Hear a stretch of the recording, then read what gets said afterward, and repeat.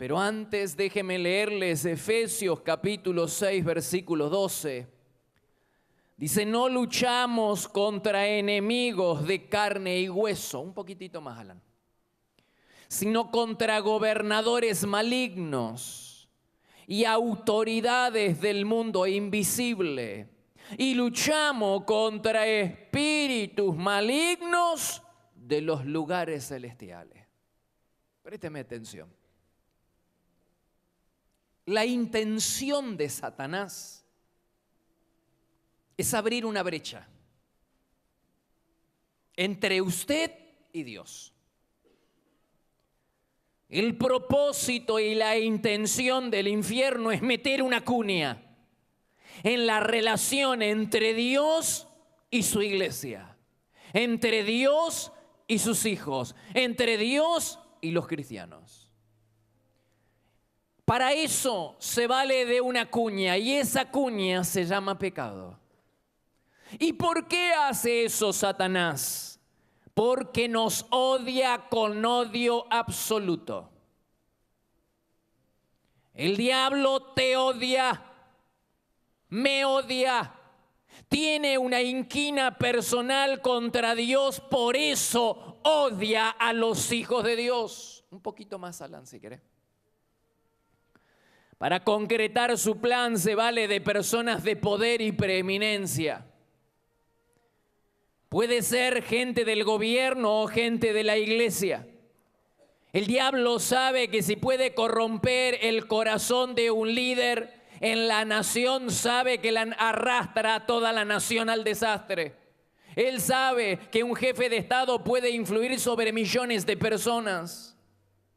¿Te acuerdas del mago hechicero, hijo del diablo, llamado Elimas? La Biblia dice que se había apegado al gobernador, es decir, a la persona que tenía influencia sobre miles de personas. Dice que se había el brujo, hechicero, mago, hijo del infierno, enviado de Satanás, frecuentaba las cortes para influir sobre las personas que tenían poder sobre miles de personas. Dice Hechos 13:7, se había apegado al gobernador. Y Hechos 13:8 dice, el brujo llamado Elimas trataba de evitar que el gobernador creyera en Jesús. Entonces Pablo, mirándolo a los ojos, le dijo, hijo del diablo, eres enemigo de todo lo bueno y siempre tratas de tergiversar la verdad del Señor. ¿Dónde estaba este brujo, hechicero, hijo del diablo? Frecuentando las cortes para influir directamente en aquellas personas que tienen poder y preeminencia sobre toda una nación. Lo mismo sucede hoy en día. Los mejores aliados que tiene esta potestad, perversa potestad llamada ideología de género, son personas que ejercen poder y preeminencia directa o indirectamente relacionadas con el gobierno. ¿Por qué? Porque de ese modo puede arrastrar a miles de personas. Si el capitán se corrompe, toda la tropa le sigue. Toda la tropa lo seguirá.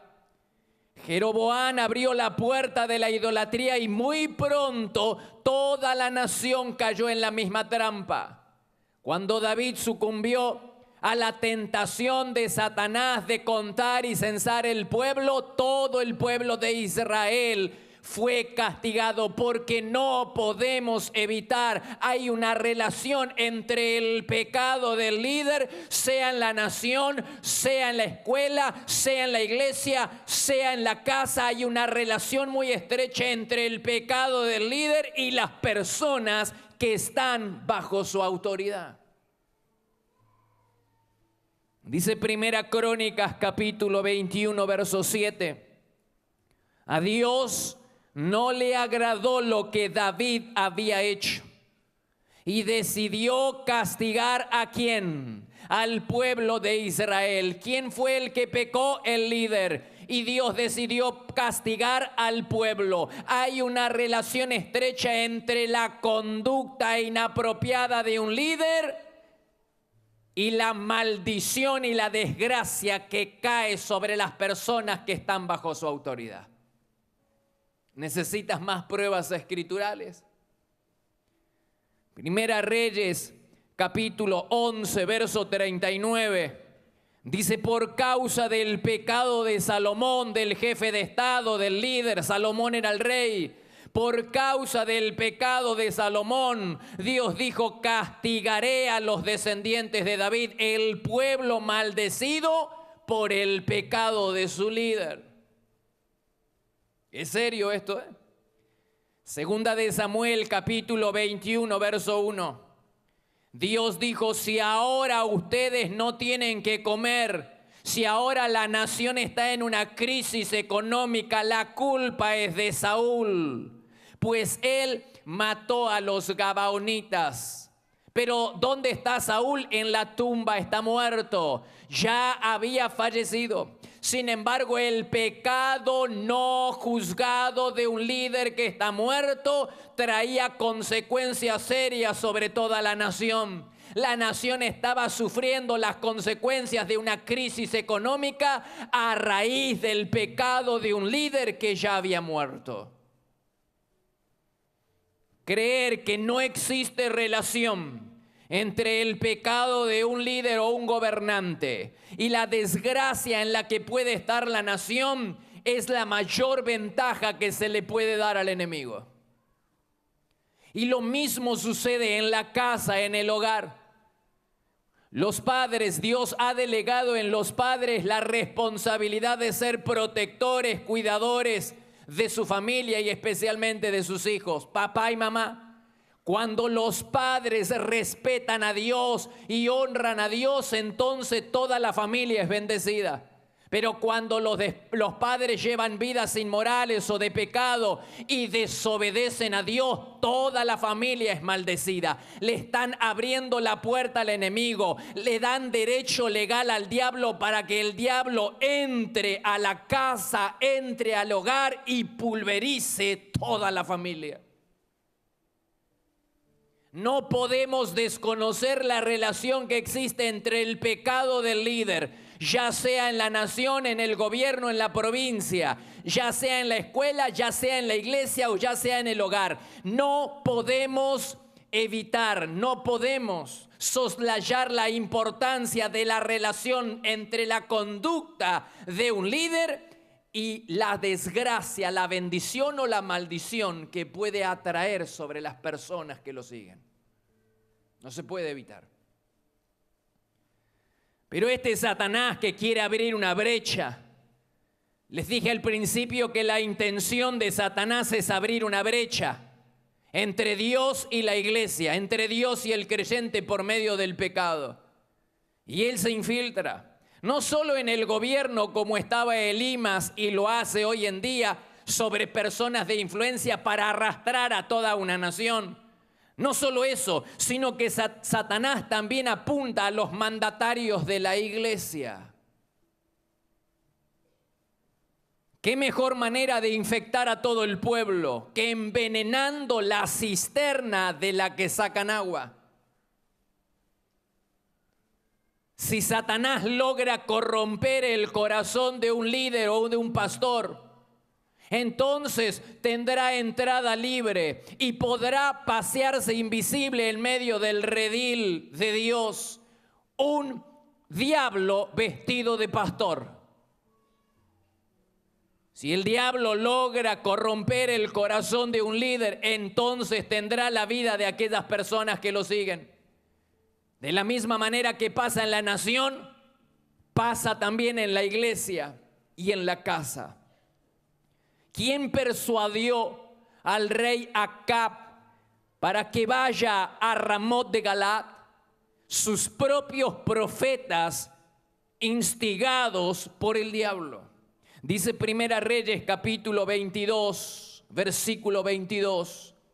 Yo saldré, dijo el diablo, y seré espíritu de mentira, ¿dónde? En la boca de todos sus profetas.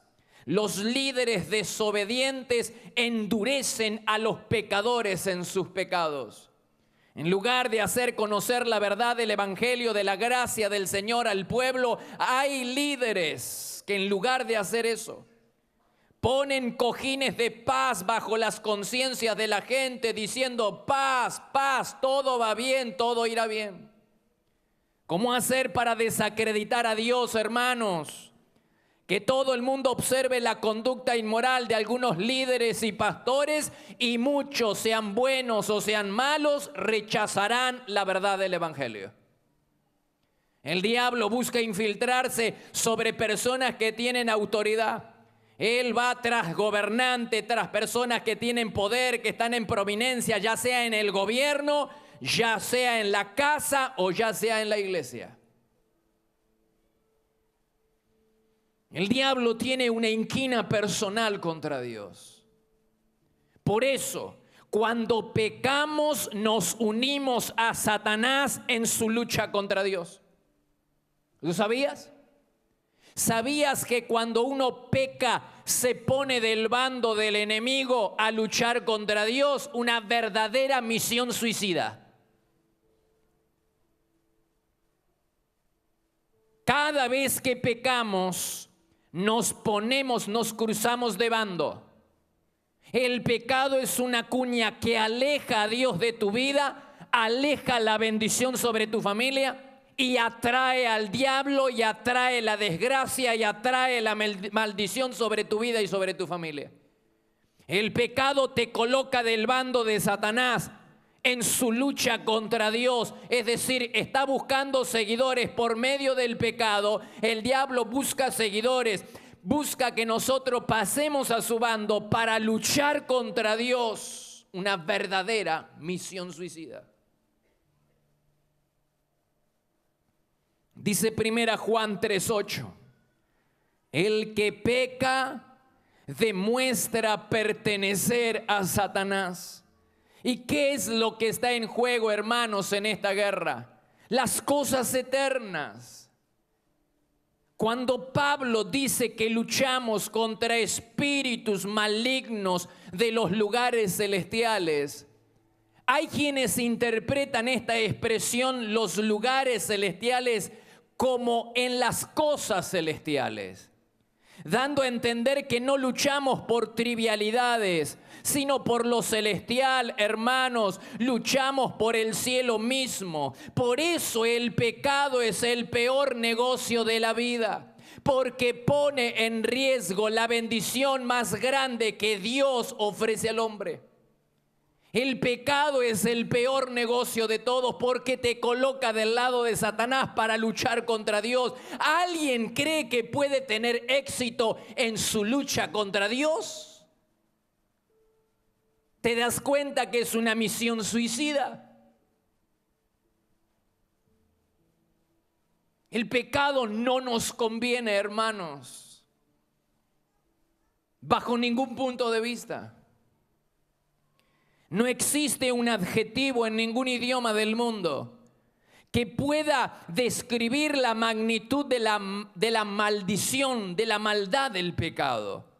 Hay que meditar bien antes de aceptar la oferta del diablo para pasarnos a su bando por medio del pecado. Medita bien. Hay que odiar el pecado. Si vas a luchar contra el pecado, hazlo en serio y no de mentiritas. Tírate sobre el cuello y no permitas ni que respire ni que se levante. Habría que aprender de los secuaces de Satanás. Aunque Cristo estaba de espalda en el suelo, ellos lo tomaron todas sus precauciones. Nunca pensaron que lo tenían seguro, ni aún muerto. Sellaron la tumba y lo vigilaron. Tú debes hacer lo mismo para estorbar la resurrección del pecado. El pecado debe morir y no debe resucitar. No nos conviene el pecado. La verdad que yo quedé sorprendido en esta semana, quedé choqueado con la palabra de Dios. Cuando en Primera de Juan dice que aquellos que pecan demuestran pertenecer a Satanás. Nos colocamos del bando del diablo para luchar contra Dios. ¿Alguien cree que va a ser bendecido estando en pie de guerra contra Dios?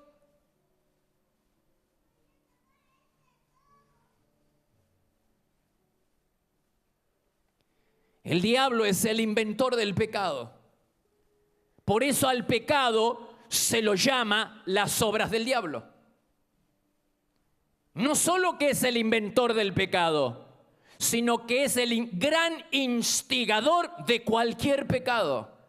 Por eso se lo llama el tentador. Siempre está dándonos ideas nuevas para pecar. Siempre.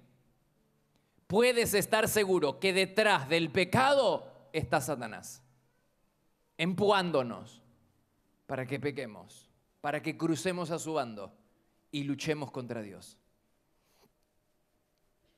Es verdad que el pecado es una actividad antigua, pero con cada nueva generación nacen nuevos pecados.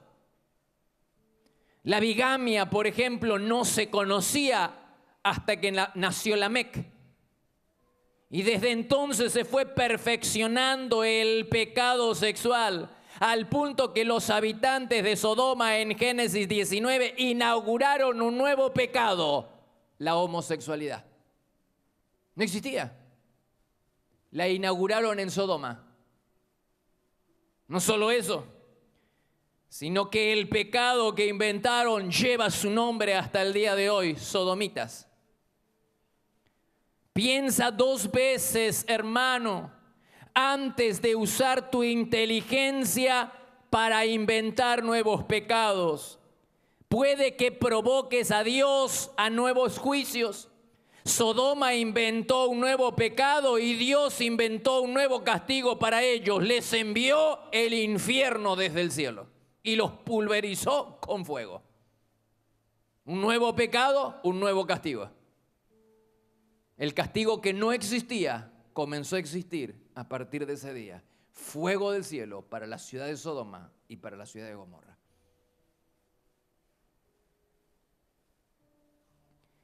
La razón por la que los pecados, los nuevos pecados, son peores que los anteriores es porque el pecado endurece el corazón, hermanos. Te vuelve insensible. Y aunque la chicharra de la voz del Espíritu Santo suena y dice, no, por acá no toques esto, no tomes este no es el camino, y suena la chicharra y suena, y nosotros nos volvemos insensibles a la voz del Espíritu Santo, porque el pecado va insensibilizándonos, nos endurece. Dice Hebreos capítulo 3, verso 13.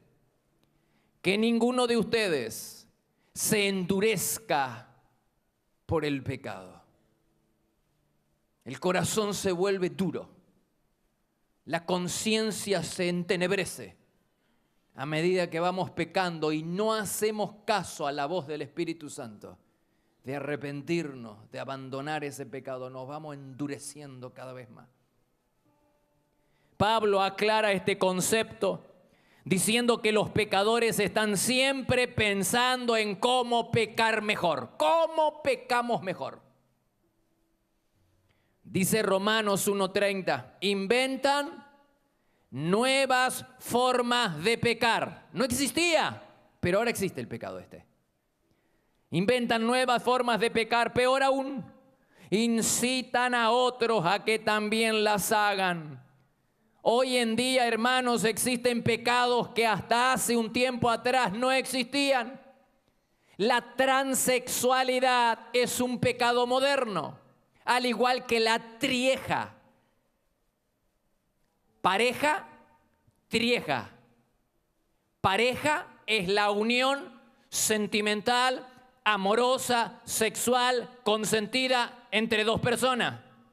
La trieja, algo nuevo. Un pecado nuevo, nuevas maneras de pecar, dijo Pablo. La trieja es la unión sentimental, amorosa entre 3 personas. de manera simultánea. 3 hombres, 3 mujeres, 2 mujeres y un hombre, 2 hombres y una mujer. Trieja, aceptado legalmente en muchos países de América. Nuevas maneras de pecar, no se conocían. El poliamor, los pecados del polisexo, poliamor, pareja libre no existían, como tampoco existía el cambio de sexo o la objetofilia. ¿Qué? Objetofilia.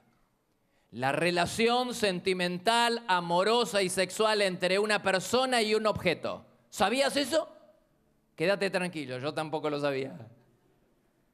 Lo supe esta semana. El primer caso sonado fue en el 79, una mujer, tengo el nombre y todo acá, una mujer que se casó, se llamaba Berliner Maure, se casó con el muro de Berlín.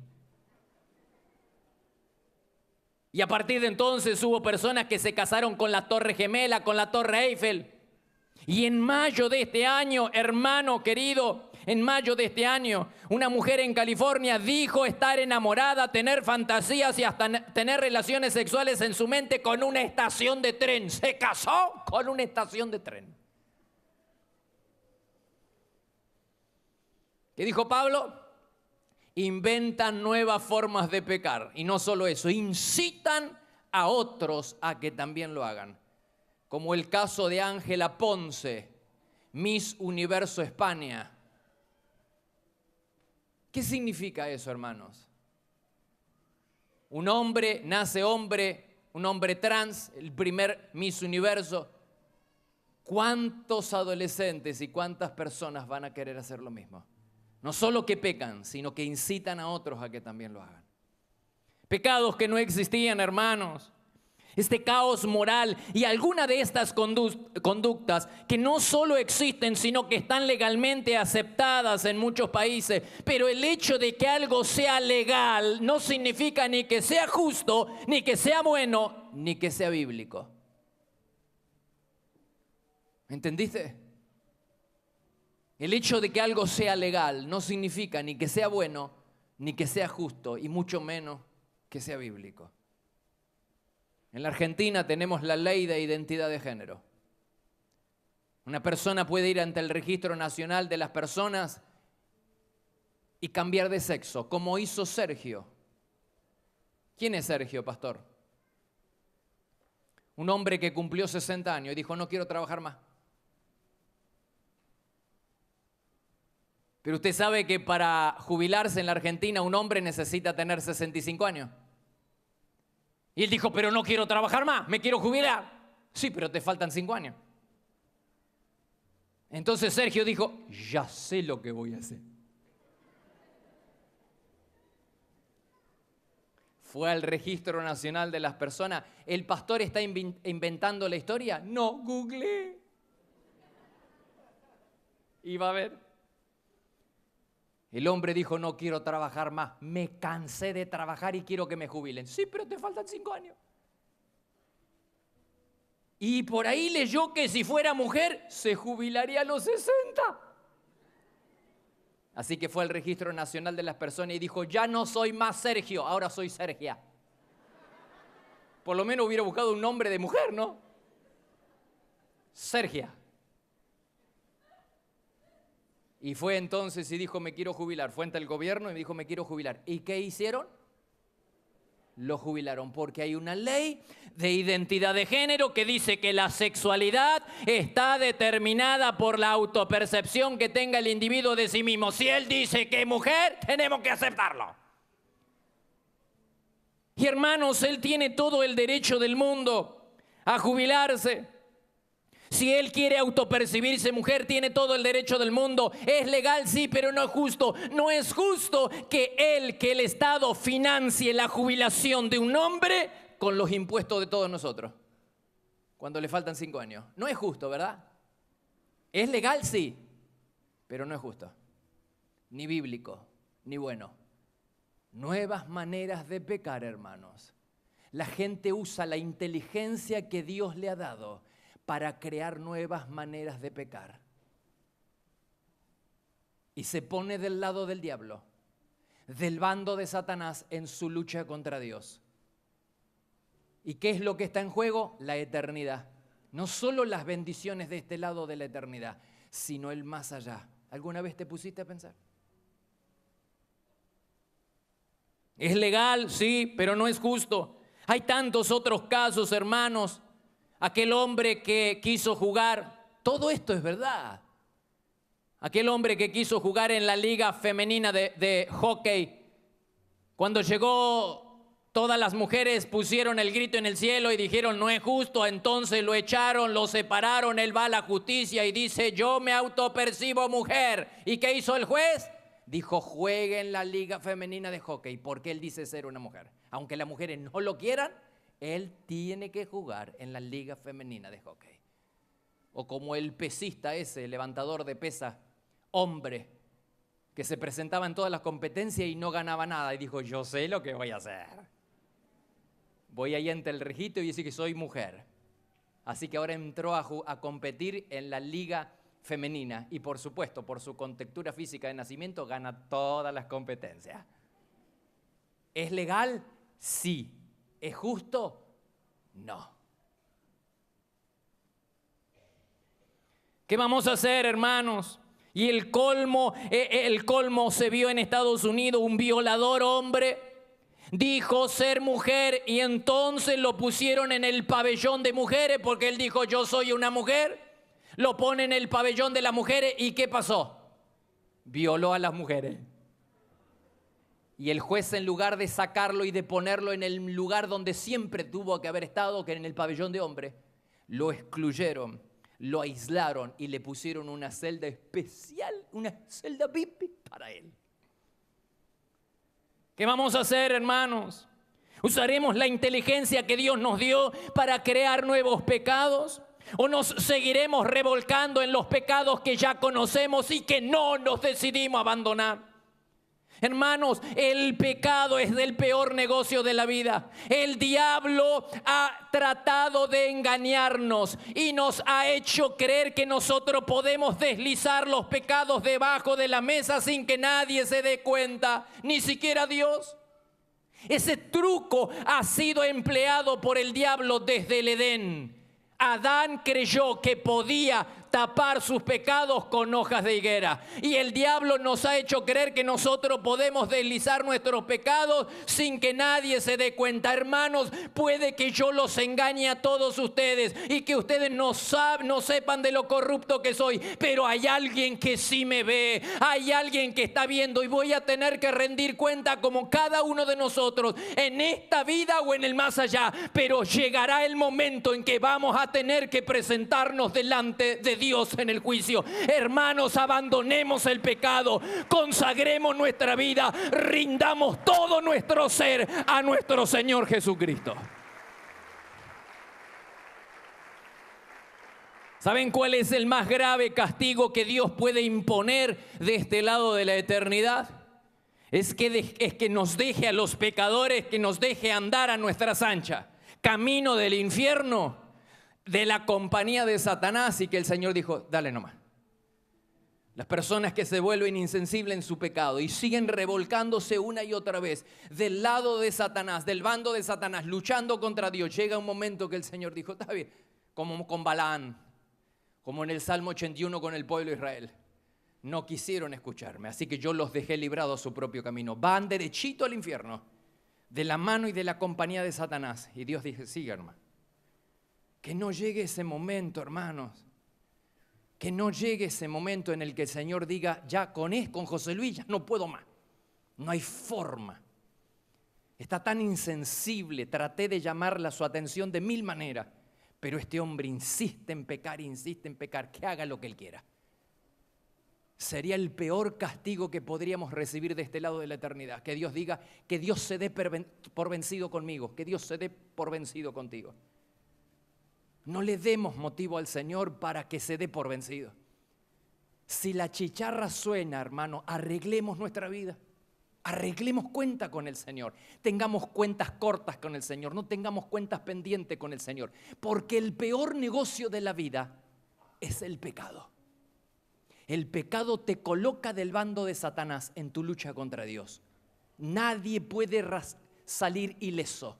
¿Alguien cree que puede salir bendecido colocándose del lugar de Satanás por medio del pecado en su lucha contra Dios? ¿Alguien tiene la ilusión de ser bendecido estando del lado de Satanás en su lucha contra Dios? No nos engañemos. Entierra tu pecado y no permita que resucite. Vamos, iglesia, estamos en el último mes del año. Consagremos nuestra vida. Apartémonos de todo el mal. Vivamos lo más lejos posible de la corrupción, del pecado y de la inmoralidad. Seamos intransigentes con el pecado, radicales con la santidad. Volvámonos del lado del Señor. No financiemos los intereses del infierno. No permitamos que el diablo coloque una brecha, coloque una cuña en nuestra relación con el Señor. Volvámonos y consagrémonos de todo corazón a nuestro Señor. Amén.